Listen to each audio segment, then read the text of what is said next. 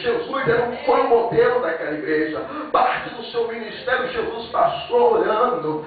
Parte do seu ministério Jesus passou orando. Na seleção tem isso dos 12, Jesus estava lá no monte orando. A Bíblia fala próximo de Jesus ser crucificado. Lá ele estava de madrugada orando. E ele próprio chegando para os seus discípulos, viu ele dormindo nos olhos. Aí diz: a carne, o espírito está pronto, mas a carne é fraca. Então o próprio Jesus, ele deu um exemplo para aquela igreja, para viver uma vida de oração. Eu quero falar para você nessa noite, que a oração, ela é a alavanca que move com as mãos de Deus. A oração, ela neutraliza as forças satânicas. Não tem inferno, não tem potestade, não tem demônio que resista a um crente de oração. Satanás, ele não tem medo, irmão. Ele não tem medo dos cursos acadêmicos. Satanás não tem medo de uma bela gravata.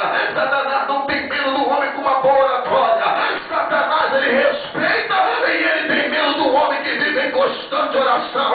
Quem ora tem poder. Quem ora tem autoridade. A igreja que ora, ela triunfa, ela cresce. A igreja que ora é uma igreja de sinal. Aleluia. A igreja primitiva era uma igreja de oração. Os irmãos viviam em constante oração. Havia a chama da oração naquela igreja.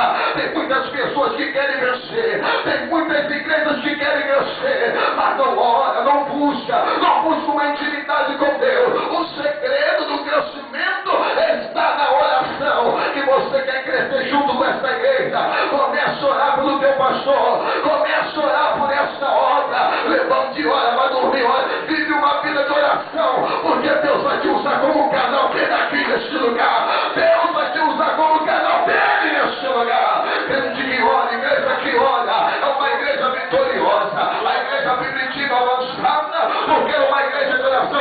Satanás investia contra a vida dos apóstolos, investia contra a vida daquela igreja, mas não podia parar, porque os crentes viviam em constante oração. Querido, quem ora tem bênção, tem vitória, quem ora tem poder. Um certo pregador, estamos falando sobre oração, sobre crescimento. Um certo pregador da Bahia, ele todo dia passava da Bahia e falava: olha, Jesus cura, salva, batiza com o Espírito Santo e leva para o céu. Havia uma bruxa naquela localidade e ela sempre falava: um dia eu vou envergonhar este pastor, um dia eu vou acabar com a vida deste pastor. A filha daquela bruxa viu um congresso sendo realizado no centro ali daquela bruxa, e aquela bruxa falou: olha, eu preciso acabar com este pastor.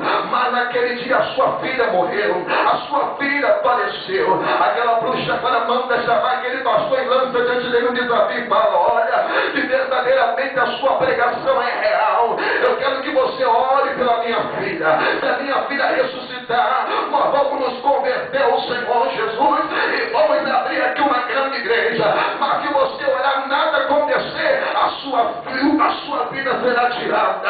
Aquele homem era homem de oração. Aquele homem era homem que tinha intimidade com Deus. Aquele homem dobra o seu joelho próximo ao corpo daquela jovem, levanta a sua mão para o céu e começa a falar: Deus, venha me socorrer neste lugar. Ele começou a clamar naquele exato momento.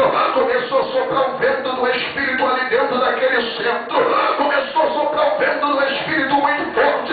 De repente aquela jovem começou a se debater no chão. Aquela jovem abriu os olhos e falou: mãe, o que está acontecendo? Aquela bruxa caiu de joelho. Quem estava do seu lado caiu de joelho, aceitando Jesus como Salvador, porque aquele homem era um homem de oração. Quem ora tem poder. Eu quero ver aqui quem está vivendo uma vida de constante oração. Levanta a sua mão e comece a adorar.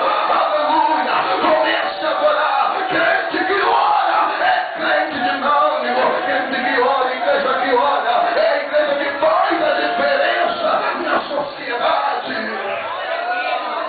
Aleluia! É uma igreja que vive em constante oração. Terceiro tópico: o porquê